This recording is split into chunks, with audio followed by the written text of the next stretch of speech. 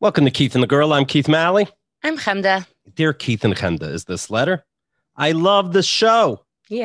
I love the show. Yay. My son Seth and I have been listening since he was 15. He's now 30. Oh, that's weird. All right.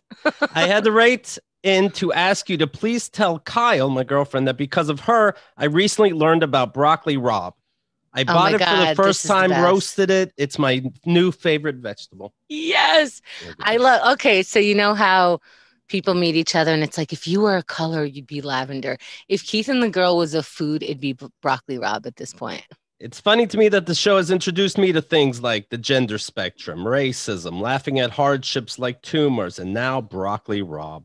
Also, I got myself and my son one of those new Keith and the Girl shirts. Yes. Him, the wave punching. That's the one I got for myself. And for me, the history shirt. We are hoping to run into other fans this July 4th. If any Austin fans are out there and they see a mother and son team with the Keith and the Girl shirt on, say hello.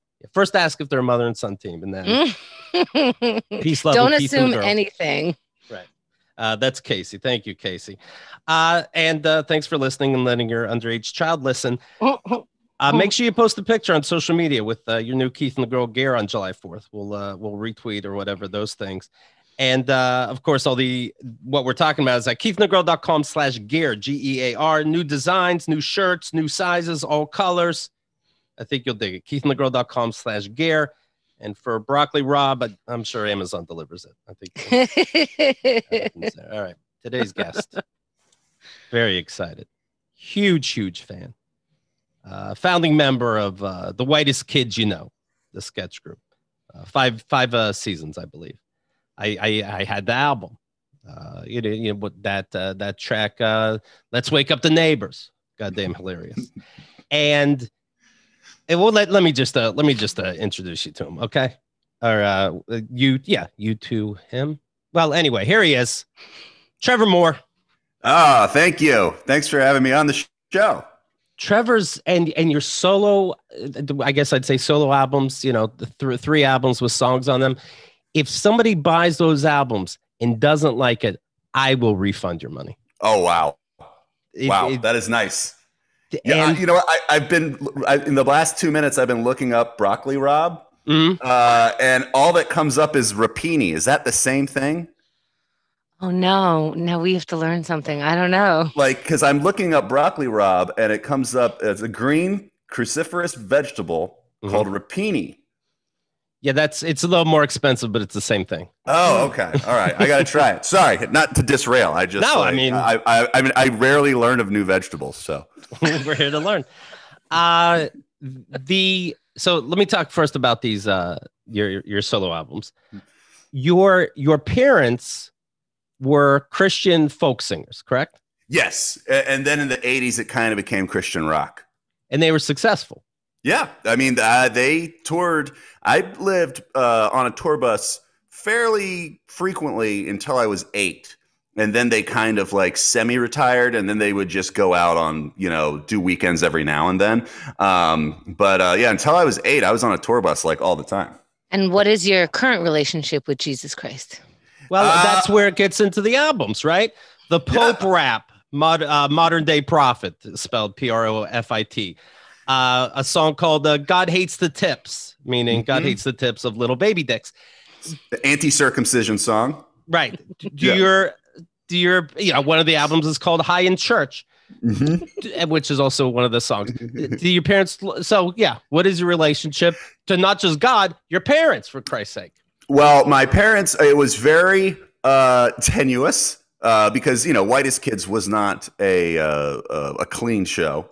Right. And so they would be very upset. But what happened for me that was great is that right around the time that Whitest Kids was coming out, my sister, she left home and she joined like a Buddhist commune.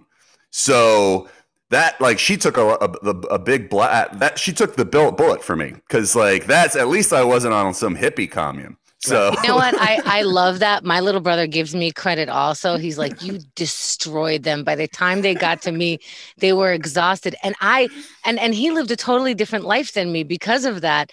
And I appreciate that he acknowledges that. So it's nice of you to say. Yeah, like I left the house first, and they were upset at the show, and then she went to join this thing, and then they kind of like let me go for a little. They stopped focusing on me, but like it was, they still like we had a movie come out, and they wouldn't go to see it. They didn't like it, and then I think, but at the same time, they were happy that things were going well. Right. They liked that I didn't need to ask them for money. So I think it's a mixture of being proud. And they've always been very supportive of me doing comedy. They just didn't like the comedy I was doing. And then 3 years ago, I had a kid. And then everything it all gets fixed. Because then they don't even really care about me anymore. It's just about the grandkid. So like now, they just visited like a week ago. And I had one of the best visits I've had with them ever. Because it was just, there was no fights or anything. They just kind of focused on the kid. That's what he did. So if you make a track, for example, called My Mom's a Bitch, you could fix the relationship with just a baby. Exactly. Yeah. And I've heard babies are great for fixing like a relationship just in a couple that's not doing well either. Right. If you're fighting a lot, have a kid, see if that fixes it. Will they deliberately not check out your albums? Like, I know not to hear it, but good for you. Yes. They so for the last 7 years, I've been creating Disney shows for the Disney Channel. And so that they can watch. I'll be like, if I have a new project coming out, they'll be like, can I watch this one? I'm like, no, you're not going to like it. Like this show, this Trevor Moore show thing that I'm doing on Comedy Central. Like I told them, I was like, don't watch that one. You're not going to like that. Right. And by the way, this, I like, I love this show, by the way, the Trevor Moore show. Thanks. Fan of Blair Sakis as well. She's amazing. It's very fun. What you do is for 30 minutes, you're going to solve a major problem. For example, why is everybody so horny all the time was one topic. And what did you learn? Because it really does take up a lot of my day. And I'm a girl. Oh, the horniness. Yeah, there's something going on, and the horniness, and also the pornography. It's all about sisters now. Like it's incest is a huge pornography thing. Like we on the show, we looked at like the most searched terms in state by state. And that wasn't how it was back in when I was a kid, but like there's something going on where people are getting hornier. And we did a lot. We just did another episode in season 2 where we just talked about, we interviewed people in I don't want to say weird relationships, but non-standard. Like we interviewed a throuple, and we interviewed a guy who has a waifu, which is an anime character on a pillow that he is in his head, like in a committed, relationship with. If I was in the throuple, I'd be like, God damn it, I'm being compared to this pillow. Right. What the hell? Like, I actually have to emote with the other fucking people. Yeah. Like, I have to answer, what do you want for dinner every day with 2 people? The throuple was actually irritating because they were all incredibly attractive, which is, if you hear that someone's in a throuple, you at least want them to be kind of like busted. Sure. They can't have all the happiness. Yes, so you're not completely jealous, but these people are just all very attractive, and it seemed to be going great. Like, they're like, it seemed like the group that's kind of like, where do you want to go to dinner? And they know it's not like, oh, what do you want? What do you want? What do you want? It was, they have. Yeah, I imagine a lot of people are listening to that interview and getting the wrong message. Like they're cheating and they're like, oh, but if I tell her or if I tell him, this can happen for me. Right. Because a lot of people are in a throuple, but they just don't know it. That's true. Yeah. That's true. And then a lot of the stories that you hear about throuples is it's a guy or somebody trying to get out of the relationship kind of thing, and just trying to fix something that's already, he just wants to cheat, and so he's like, well, let's open it up. Like, so you hear those things too. Yeah, I mean, like half the threesomes out there, like the one night threesomes, are like, let's just spice things up with this whole nother person. Yeah. Yeah. Yeah. So we, what's better than sucking your dick, watching it? No, just like, I'll be over here. Listen, they don't call it a blow job for no reason. Like, it's nice to tap out. Yeah. Someone else can do that while I see what's happening on TikTok. Yeah, it's not like I'm not doing the dishes. I'm still doing the dishes. You had a show where you covered, will robots take over the world in the year 2045? And this is a concern of mine. The singularity. That they're just going to kill us. They're going to be bored, and and they will rise up. Well, what conclusion did you come to? I think it's gonna happen. Like there was. That's all the science I need. Thank you, Trevor. It's good to have you on. That's not good.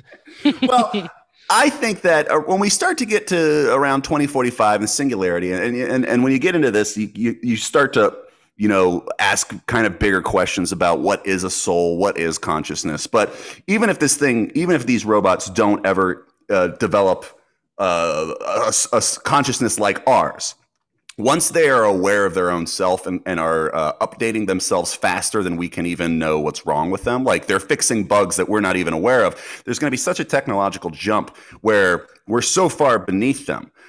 Yet we would still have the ability to kill their power supply, if we got afraid of them. We have robots now that can make other robots. And as you know from your show, people are programming jealousy into sex robots, anger, like it's not challenging enough.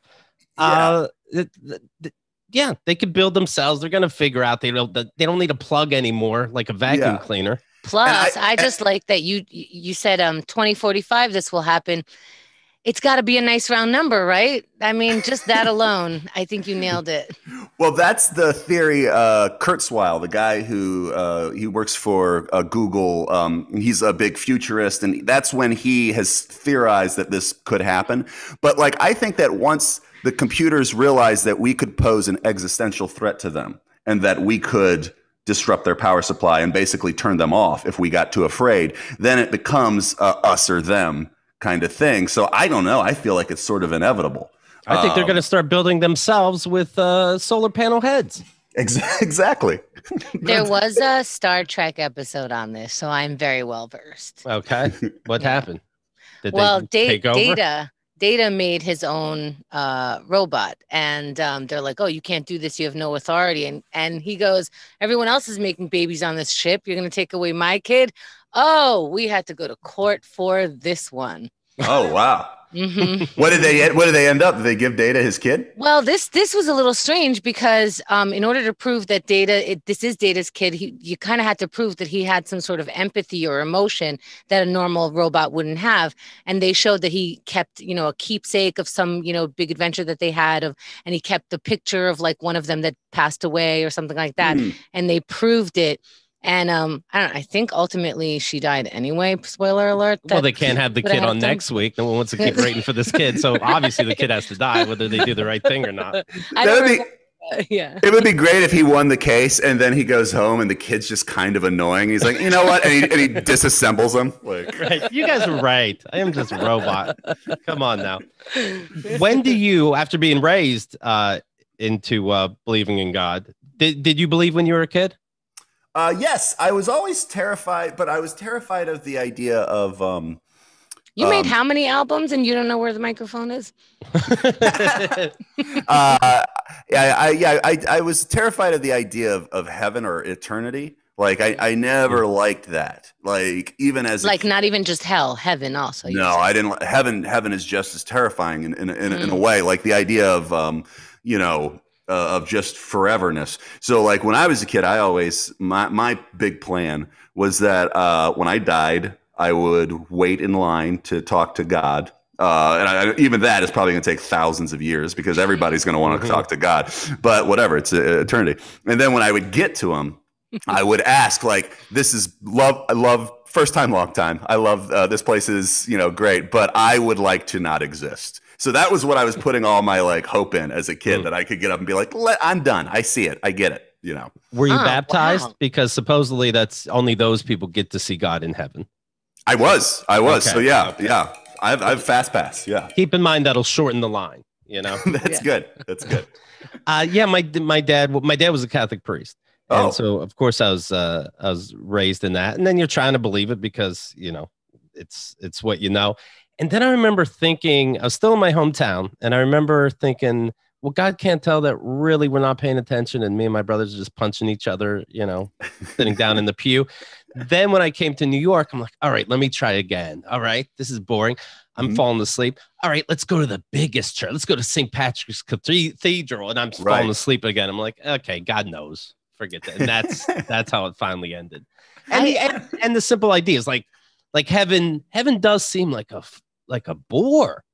There's no challenges. Well, that's the spice of life. Beating a challenge. I mean, my dad, if you get whatever you want all the time, my dad is still would be walking around heaven trying to trick everybody and exaggerating stories. Right. How's that somebody else's wish? Yeah. Well, the other thing is I think about, like, say, you're, say your kids don't make the cut and get into heaven. Right. Like, aren't you going to be really bummed?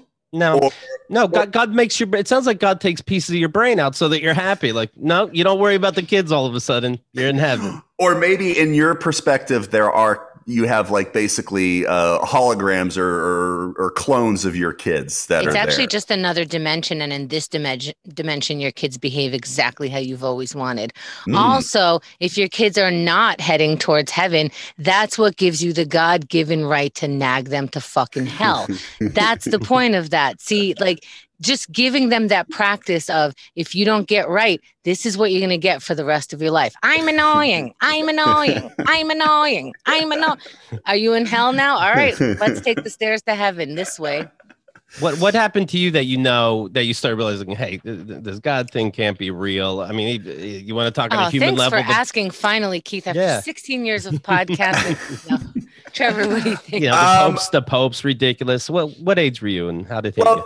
There was nothing. I mean, and even still, like, I think there's probably a God.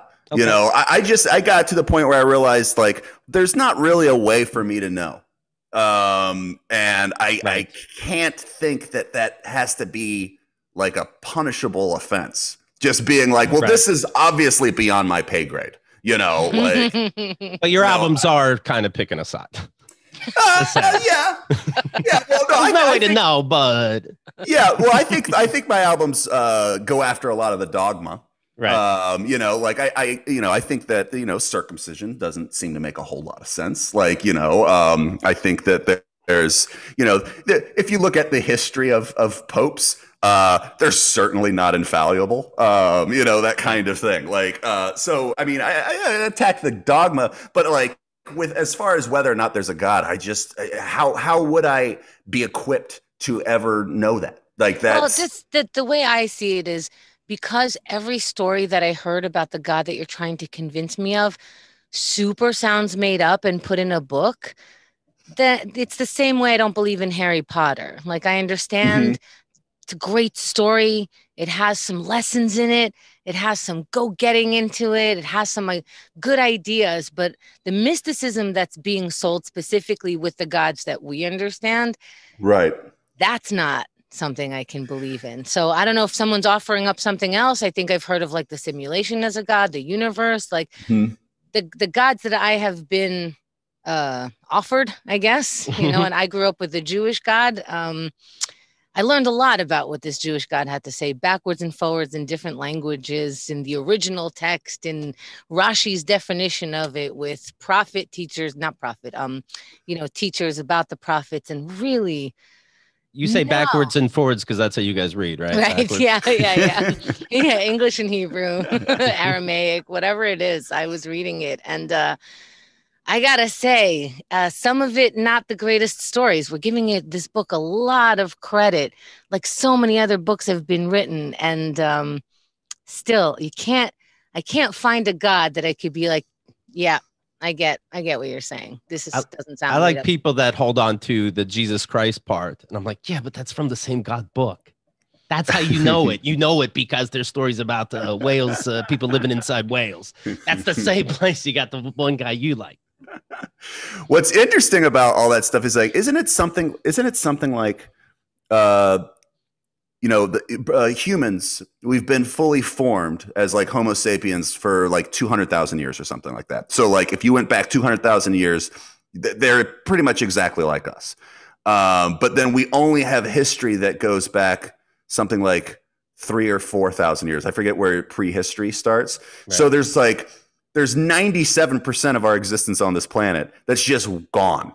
That's just wiped away. And so like, it's interesting to look at it that way. Is like, is this an incredibly truncated telling of everything that could be remembered that happened, like through this, I don't know, like I was watching something where they were talking about that, and it just kind of made the whole thing like fascinating. There's so much that is missing.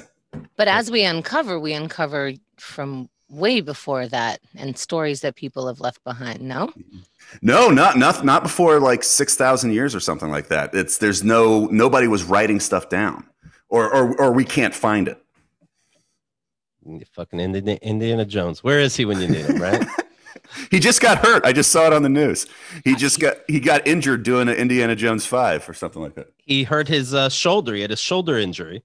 Yeah. He was probably picking up the whip. I mean, it's Indiana Jones 5 we're talking about. Enough. Do you know when 80. When he was in Star Wars recently, he goes, "Oh, what's my character going to do?" And they're like, "What? He's going to die. What else can he do? Well, You're 80. I like the title for this current one. The title is very fitting. I'm getting too old for this shit. Indiana Jones. Well, it's like, remember when the last Indiana Jones came out? It was kind of like, wow. Well, it's like he's very old, and like, well, I guess we got to say goodbye to him, but like, it seemed like he was too old to do it at that point. That was 15 years ago. Yeah. Oh. Yeah, he did that one with Shia LaBeouf, and I couldn't finish it. And we were raised on these movies, you know. Yeah. In the beginning of that movie, there's I don't know if you remember, there's a scene where like where he's fighting a biker gang, something like this. Mm-hmm. And in the movie, he goes back as if he got hit. Nobody hit him. He just thought, like, I guess I get hit around here. And they just left it in because he didn't want to redo it. He's like, who gives a shit? Doesn't that remind how am I beating a whole biker gang? Who gives a fuck? Doesn't it remind you of that other movie that I think it was a Netflix original that had all the mob major guys in it, but that nobody finished and everyone said was a masterpiece? Yeah, The Irishman. Oh, yeah, The Irishman. Yeah, because it proved that we will at least try to watch anything that these particular people or this story kind of gets put in front of us. Like, oh, I wanted to, but I didn't. My favorite is like they tried to de-age Robert De Niro, but I guess he's so old that like the de-aging doesn't work. Like the most you can do is make him look like he's in his 50s. And so like, but in the movie, he's supposed to be in his 20s in some scenes because it goes through this whole guy's life. So you got like a weird CG 50-year-old Robert De Niro come in and they're like, who's the new kid? And they're like, they're treating him like he's like a young guy. Like all this, I don't understand why they couldn't get a 20-year-old actor that looks like him. He's got to play every part in this. I mean, there have been times like they were considering doing a 7-year-old version of him, just giving him the 7-year-old clothes and a cap and just they'll believe anything. Well, I don't know why they're not using like that deep fake technology. Have you seen like that deep fake hiring stuff? Another actor? Right. Well, they can only do deep fake with Tom Cruise. Yeah, I mean, the Tom Cruise TikTok stuff looks incredible. It looks crazy. Like, like why aren't they using that? This is good news though. That deep fake, like as horrible as it is, that it's catching on, and then you get caught cheating, and you're like, oh, another deep fake. It's a deep fake. Humiliating. Really, they deep faked your dick and everything. I mean, by context, I think I understand what this deep fake is, but I have to admit that I haven't heard of this yet. Oh, artificial intelligence. They have these programs now that you just feed it all sorts of footage of an actor or a person, and then the AI will basically map the whole face, and then they will put that face on. So as long as you have an actor that has a similar build, like it looks exactly like they've done some like with Obama. They did one where they had Obama like doing some announcement like this, and it looked real, and it wasn't him. And then Tom Cruise, they've been doing them on TikTok a lot. That is so scary, but I know I'm going to download the app. It's pretty cool. Yeah. It's cool, but it is scary. Like, I mean, already we have problems with people sharing fake headlines. Right. This is going to be a big fucking problem, I think. I think you just got to eventually just be like, don't trust anything.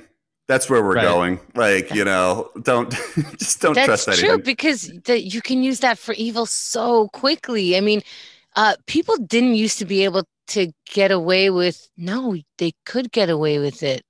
Now they're going to get away with it more. Like you used to have to call someone at work, and if they weren't there, they weren't there. And if they were having sex with someone, you can't check up on them. But now you have to. People have their own phones as a couple. You don't have to call the spouse. Oh my God. But I feel like, you could always you've always been able to get away with more than you can get away with now. Like if you think of like Jack the Ripper, like they didn't know how to we would have caught him in like a week nowadays. Like you got the cell phones and the towers and then the DNA, like, Jack the Ripper, they still don't know. Like, it won't get as bad as it's been for getting away with things. I picture, by the way, this is how Trevor's going to raise his kid when it comes to religion. I'm thinking about God, Dad. I don't believe anything. Okay. Yeah, just nothing's real. Everything's a deep fake. No, we didn't know. Okay, end the talk. Deep fake sounds like something like I hate using this word because Keith reminds me that it sounds awful. Do you know what a Jap is? But like Jewish American princess. Oh, I was like, the old World War II slur? Yes, right. No. I grew up going to a yeshiva, and there were these Jewish American princesses, and it sounds like something that we would start to say like, oh my God, that's like not just fake, it's deep fake.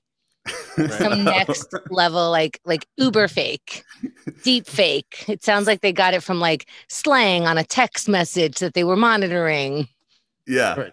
Faker than the norm of fake.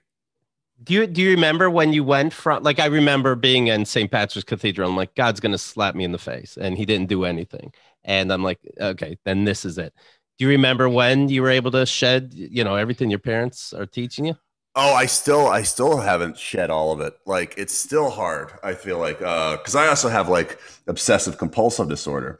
So, which by the way, if you have obsessive compulsive disorder, try not to be raised religious, or vice versa. Like, like if you are raised religious, try not to get obsessive compulsive disorder. Right. That's one. Like a nice ritual. One or the other. One or the other. Because then it's kind of like, it's like, well, it brings a whole God element into it, where I did a song about it on the old Whitest Kids show, where it's like, well, if you don't do this, then God could do this, or this could happen to this person. So there's still, I'm still like, what's the harm? Let me touch the doorknob kind of thing, like that. So it's still banging around in there. Which is funny because he never said about doorknobs, right? He said, go to church. I got to spin around in the shower. Where the fuck was that? That's where the OCD comes in. How bad does it get? You just is your stove on right now? No, I know I've never had the stove thing. It's kind of like sayings and like touching things, but like I have medicine that I take for it, and if I'm good on the medicine, then it's fine. But if and like with any medicine, like once everything's fine, you're like, I don't really need that anymore. And you kind of skip a couple things, and then it gets not fine. Then you got to get back on the medicine. Imagine if that's how people treated birth control. Right. Does it trigger you to talk about it? Does it trigger me to talk about it? Yeah. Like, well, what do you mean by sayings? Oh, just kind of like the Our Father. Yeah, like sometimes it's like religious. It's just like little like, I hope this doesn't happen to this person. This doesn't happen to this person. This doesn't happen to this person. There, I said that before I get in a car. Now this car ride should be safe. That kind of thing. Will you, if you and I were getting into a car, would you like mumble to yourself like, please don't let nothing happen? Probably, yes. It depends where I am on a medication, but it's like there's almost like this element of if I call out things that my OCD is afraid of happening and are like, please don't let this happen, that gives you some sort of protection for X amount of time that it wouldn't happen in that time. So you think that scientists are working on a pill for the God thing? Like, and maybe it's similar to OCD medication? Like my mother also, before she drove, she had on her keychain in just like the Catholics have the saints and, pray to the saint for that thing. We have, I will not say the Jews have a prayer for the road, a prayer before you eat. And she would have the prayer for the road and say it before she starts, or at least in Longwood. I don't know. She would always say it, but she'd have it on her keychain. So that's exactly what you're talking about. I think they overlay a lot. Yeah. Yeah. I should have my mother take OCD medicine, and maybe she stops believing in God. We'll see. I mean, all they really do for OCD is they give you like SSRIs, and they just try to like, because it's like I think it's like an electrical hiccup in the brain where people get thoughts and then people are able to dismiss them. But for some reason, there's some electrical, circuitry that doesn't work normally. And so you can fixate on thoughts and you get to the point where you can't get into that car without saying those things. So it sort of connects that thing that's not connecting to say that this is not actually important. Exactly. Yeah. As far as I understand. And you said your child is 3, right? Mm-hmm. Do you get like if the child's tapping something, or you're like, no, we got to stop this right now. You're not allowed tapping anything. No, because I don't think it's something that you can I think it's something like if he's going to have it, he's going to have it. There's no it's a mental thing. So it's not like you can discipline them out of it. But I don't think you can even see. Supposedly, it takes around to like 6 or 7 before you could even see like any sort of symptoms of any sort of OCD thing. Anyway, that's good. By the way, did you have a tough choice of to circumcise or not circumcise after everything that you talked about? It wasn't a girl, but but we did it anyway. Whatever. Has your child revealed their gender to you yet? It wasn't difficult for me because I just don't understand. I've never understood it. Like, well, you live in the U.S., right? Yes. So I think in the U.S. we're more like aesthetically, this is what we're fighting against. Like it's going to be, quote, different than the other boys in his class, possibly. Although I think that's one of my brothers decided not to circumcise his penis havers, but the other one did. My stepson just yelled at my girlfriend, by the way, for not circumcising him. For not. Yeah. So I don't know if a girl gave a look or just the dudes were talking or what happened, but yeah. Interesting. No, I just, to me, it's just pretty like, if you don't have to cut part of your kid off, maybe don't do it. It's not a big debate to me. It seems pretty straightforward. But I talked to, it was interesting. My wife was a little like on the fence, like, will kids, be treating them differently? I don't think that's, definitely not enough to start, chopping off pieces of the kid. But so we asked nurses at the hospital, and we were like, is there, how, because you always hear it's cleanliness. And so we came down to, is there any sort of medical additive to doing this? And they were all saying, we can't talk about it. Wow. They're like, we're not allowed to sway you one way or the other. It's like the hospital policy, and every single one we asked, they would say that. And then that's like me asking my doctor about weed. They're like, federally, we're not allowed to talk about this. Yeah. But if it's helping, wink, wink. Well, I saw a rabbi sucking my kid's dick like a straw. Anyway, I can't say. Who knows? Well, the way I found a loophole around it, which is I finally figured out, and I was like, do you have kids? And they said, yes. And I was like, do you have boys? And they said, yes. And I was like, are they? And every nurse that we talked to said, no, they weren't. Really? Yeah. And so that was the thing that I think my wife needed to be like, okay. Wow. I get that was the way that we could get around and figure out, if there is a benefit to doing it, kind of thing. You just had to be direct about their kids' genitalia. Nothing weird. Just asking people you don't know what their kids' junk looks like. Regular questions, bro. But it's funny, your songs are so funny, but I do think somebody would, leave after hearing one, the dick one, for example, and be like, I didn't know rabbis really did that. Get the fuck out.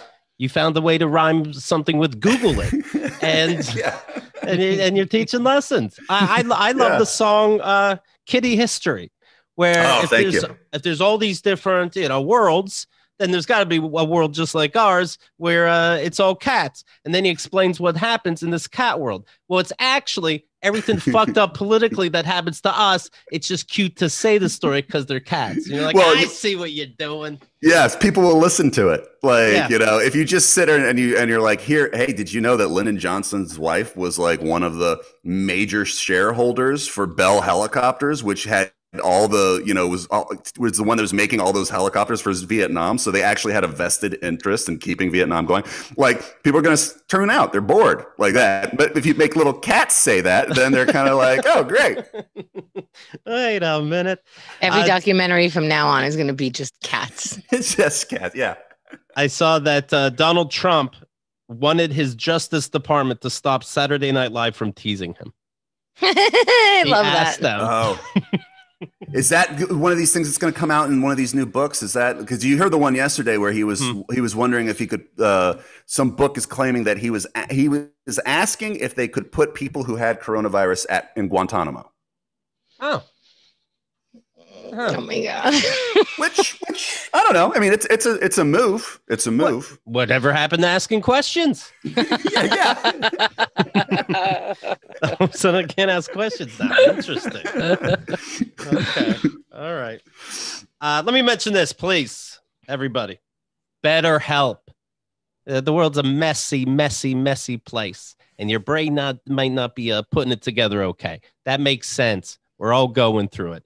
BetterHelp is a therapy that's online, and you can do it at your convenience. And with that said, somehow it's cheaper than in-person therapy, which surprised me. Kenda swears by it. She's on level 4 right now. Congrats. I love it. I have another appointment this Tuesday. Okay. What are you bringing up? You know what? I haven't thought about it yet. And sometimes I think, oh my God, what am I bringing up? And then I'm like, I don't have to decide that. That's his job. Goodbye. I just have to press the right button when the time comes. Right. So, and then, I win every time. Like, this button's pressed, I'm here. Excellent. And you can choose if it's video or just audio. I like video, but I could see why you would just want to do audio, just sort of like looking in whatever direction you want and not being, presented. So either way, and also finding a doctor. At the time I was looking for a therapist, which I think everybody needs. I don't think I could date someone who's not, or like be close to someone who hasn't like looked at their problems for like a minute with someone in some way. And at the time I was looking for like through my insurance and BetterHelp, and I got right to a therapist, within, like they said, within 48 hours. And with my insurance, I was like, is this one cleared? And then you call a number and it's like, it's not the therapist you thought, it's actually their clinic, and you don't get to speak to that person. And it's just all very confusing. This was so straightforward.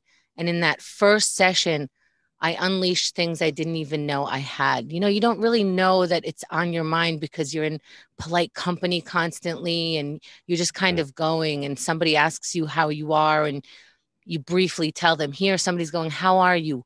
I'll wait. Here's how I am for 45 minutes. Thank you. This podcast is sponsored by BetterHelp. Of course, Keith and Girl listeners get 10% off your first month at betterhelp.com/KTG. That's betterhelp.com/KTG. In fact, now I know to ask my therapist this Tuesday, are his kids circumcised? Thank you, Trevor. Oh, smart. I thought you were going to ask him about God. So it's like a Zoom psychiatrist? If you want it to be like that, if you want it to be a video, I've done it on my phone, I've done it on my laptop, but they have the option always to just do a regular audio call. That's cool. Yeah, and cool. The guy writes me all week, how are you doing? Just checking in. So you can like type each other all week if you want. Yeah. I've had moments where I'm like, I feel a little overwhelmed. I dump it right into that text, hit send. And also by the time he gets back to me, which is really like, it could be an hour later or something, or even right away sometimes, depending on what I need. I'm just like, oh, yeah, bro, just wanted to type that out. Just had a moment. Thank you. Hope I didn't worry you. and you can send links, you can do whatever you want. Like, hey, check out this video. It pissed me off. Is this really Tom Cruise? Take a look at this. Oh, my mind. I love that. Like during COVID-19, the doctors and everybody started like doing Zoom stuff. Like I thought it was better. I like it. I don't like driving down there. Right. Are you? Do you do therapy? No, I have the ones that prescribe the medicine. Okay, I always forget which is psychiatrist. Psychiatrist. I have that. The MD. But everyone says you should do the therapy one. The psychologist, psychiatrist, which is a psychologist. Psychologists can't prescribe medicine, so it's usually talk therapy, from what I understand. Psychiatrists are the ones that you probably see sometimes less often, so that they could just medicate you. Got it. So I should do the other one. I hate when those doctors say they have to see you, but it's like, just rip off my insurance. I don't give a fuck. No, I have to see you. Okay, I saw you. Now I figured out your brain. You still need another month of this. No shit. I'm still a person, you son of a bitch. All right, should we do some bummer news, Chemda? Oh, boy. I like the heads up this time. Thank you. The sister of a bride in Uttar Pradesh, that of course is northern India, everybody knows that, was made to marry the groom after the bride collapsed and died in the middle of the wedding ceremony. Are you saying that they continued the wedding? They continued so the bride died, and so the families said, all right, well, it's already a party. We paid for everything. You'll marry the sister now. Yeah, what's the problem? Is the other one available? She happened to be free. You know what? They might have just put her, just like, send the other one down the aisle, see if he notices the difference. Yeah. It's like toss a coin. She's like the understudy. That's how they do it. I believe when Joey Biden dies, the vice president comes in. Right. Right. So I think it makes sense to me. This all works out. They're going to have to hook up the younger sister with someone eventually. That's so funny because I'm thinking this is how it would be in my family, and I'm completely projecting. It's a good thing I didn't have a sister. Oofa. But I've seen Indian weddings, and they're huge. They're elaborate. Yeah. So, they took all the fancy jewelry off the one sister, the dead one, put it on the new sister. That dress was exchanged. After exchanging garlands as part of Hindu wedding rituals, the bride collapsed on the stage. A doctor was called to treat her, who upon inspection declared her dead. So you're just waiting there, by the way, watching this as a invite. Yeah. Does it become a funeral? Does it become a funeral wedding? No. Later there'll be a funeral. They put her in another room and finished the wedding. No joke. Oh. It was cardiac arrest. That's what they did to, like, Whitney Houston, right? Ooh. Isn't it? Didn't she die at I think she died at like a party, and they did the party anyway. Like, didn't she die in a bathtub? I thought she died in a bathtub. Is that a party? She was at the hotel. It's where they do that big. It was like a Grammy party, a pre-Grammy party, and then she was at the hotel that the party was happening, and then they came down and they were like, Whitney Houston just died, and then like Clive Davis, is it Clive? What's the guy's name? Clive Davis is like, well, we're already here. Let's just do the party anyway. Yeah, you might as well. Everybody, yeah. Sorry if I brought down your bummer news segment. I just picture like there's a party and she starts taking baths. I guess she was in her own room, I suppose. Clive Davis's pre-Grammy party. Wow. Yeah. Wow. They're all partying while she's dead in the tub upstairs. It's crazy. He's you don't want to interrupt someone in a tub. Right. Yeah. We did not know what to do in this situation, says the brother. Both the families sat together, and someone suggested that my younger sister should be married to the groom. The families discussed the matter and both agreed. Yeah. What can you do? That's a ballsy person who comes up with this. He's like, now, follow me. There's no bad ideas. I'm just speaking out loud. Let me tell you my thoughts on Guantanamo Bay after this. But first of all, let me ask you something. Could SNL not make fun of me? Okay. How about this one? The original bride's body was kept in another room, and the marriage went on. Oh, well, that's nice. That's good. I'm glad they did that. She would have wanted it that way. If I can't have him, my sister should. And then you look at the sister you just married, and you're like, we're still doing it tonight, right? Yeah, somebody's like, can we put the body in another room? I'm like, oh yeah. Just one request. Just a small little. I mean, we don't want to be weird here, She keeps flopping over like Weekend at Bernie's. It's like, hey, guys, can we just take a second and drag this out? Or she just keeps like opening her eye and looking every now and then. Like she could be faking. Right. She just didn't like that guy. No, I'm sure she wanted to find out. She was yelling at her mom, like, I swear to God, even if I wasn't alive, you would still go through with this wedding. It's like, honey, if you were dead, we'd be so upset we wouldn't even be able to breathe. She's like, okay, let's find out. It's probably that Romeo and Juliet fake death. Yeah. She took a potion, it, slowed down her heart rate just enough. She's like, I bet you wouldn't even put me in the other room. It was a tough call for our family, says one of the uncles. One daughter lay dead in one room, and the wedding of another daughter happening in the other room. We have never witnessed such mixed emotions. The grief over her death and the happiness of the wedding has yet to sink in.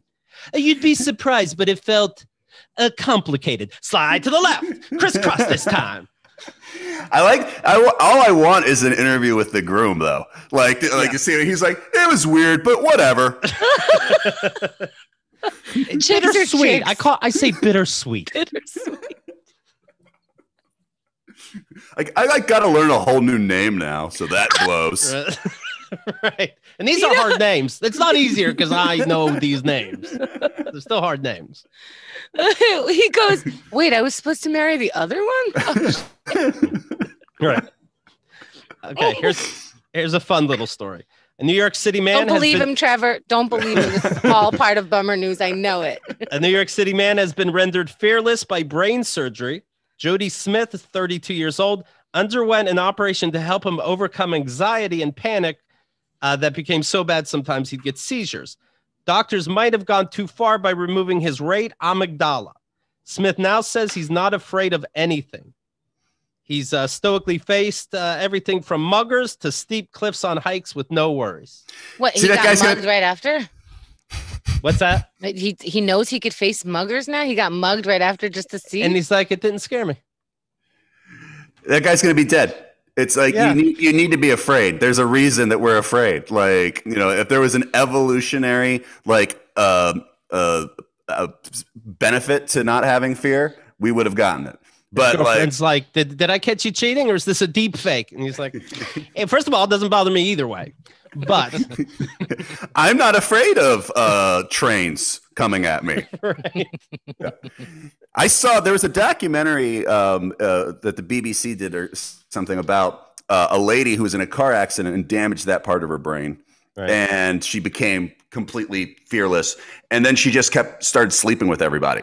And so it ended up being about like her relationship. And the guy's like, I know she's got this brain damage thing, but she's just like, because she's not afraid of anything. She just sleeps with anybody she meets at a bar and everything. But he still stayed with her. I just love that that's what it takes to sleep with multiple men. I'm not afraid anymore. Yeah, no, you need severe brain damage. Yeah. I'm not afraid to fuck now. Right. I assume she's straight because of the fear.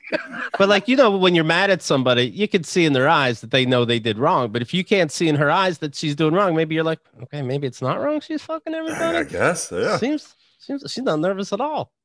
But she won't let you. She's like, but she won't let you sleep with anyone else. Right, she's like, right. You can't. You're not brain damaged. You can't. Right. So this part, it's the amygdala, right? This part,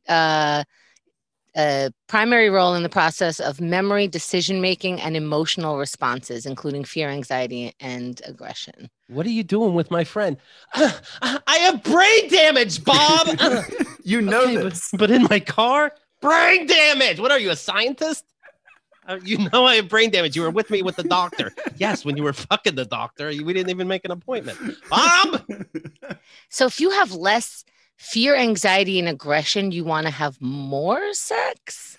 I think in the documentary, they were just saying like, people would normally have an aversion to meeting people at a bar, like a rando who's just like, hey, let's go like have sex. You'd be like, well, he's going to murder me or something. Like, You ever been scared of that? You guys ever been scared like this woman's going to murder me? I am so afraid to ask her to sleep with me right now. No. Or, she might slap me across the face and I will be embarrassed. Well, it's also like to process memory and decision-making. So maybe the decision-making is being affected here. Right. Yeah. Well, here's what you want to do. I'll tell everybody this, and I'll tell them it right now. First of all, get the older albums. It might be free on your those players that everybody has now. Drunk Text to Myself is fucking hilarious. And by the way, one of the drunk texts, so he reads these stupid texts that he wrote himself when he was drunk in the form of song. And the one of them was, see if lolfarts.com is taken. I checked. He took it and he just wrote, it is taken. Now, I didn't take it. Somebody, you didn't? No, it was like a fan took it and then did it. Okay. Somebody when I wrote it, it wasn't, and then somebody did it. And they play that song. You can play that song right off of there, which is cool. Yeah. But I'm like, oh, this is brilliant. High in Church is the name of an album. And then after that, fairly recently, The Story of Our Times, all excellent. And check out the show. Check out the Trevor Moore Show. I think. Comedy Central's YouTube. Yes. Comedy Central's YouTube. And Blair has been on this show before. You might recognize her on Trevor's show as well. She's the best. I love it. And congrats. How are you holding up? How are you holding up during the pandemic? It seems like you were working a little bit. Yeah, I got it. I got the COVID. Oh yeah. What happened? Yeah. I was finishing up shooting something for Disney, and as a precaution, they were testing us every 2 days or something like that. So a cartoon doesn't give it to you. No. So then they're like, you got it, and so I didn't know what to do. So I didn't know if my wife or kid had it. So I went up to the beach. I got a beach place. I went up there and I just brought a bunch of. Yeah, I got COVID too. I can't smell so good. Oh, terrible twos. I'll be at the beach. So I just I brought a lot of tequila up to the beach, and I was like, "This is what I'm gonna do. I'm just gonna like either this will kill it, or I'll have a great last week because I don't know how bad it was gonna get." I heard that tequila is in the vaccine, so this makes like a lot of sense. I can't ask a doctor if I should have tequila, but I said, when you have a cold, do you sometimes drink yourself? And they said sometimes, and I said, that's all I need to know. Well, yeah. So I just did and it never got bad. Like it never became respiratory. Like I lost my sense of smell for like maybe a day. I really was fine. And were you taking enough showers to not lose your sense of smell? Like that might have been a good moment for you, huh? Alone on the beach. How many showers were you really taking? Oh, I take showers. That's how I drink my tequila. I just sit in a shower with it on, and I drink tequila. Oh, okay. Yeah, that way I don't have to get up to use the bathroom. Trevor, it's very nice meeting you. Thank you. I mean, you can tell. You can tell I'm literally in love. This guy's up there with the best. Bo Burnham, Stephen Lynch. He's fantastic. And thank you for spending your time with us. Thanks for having me. This was a blast.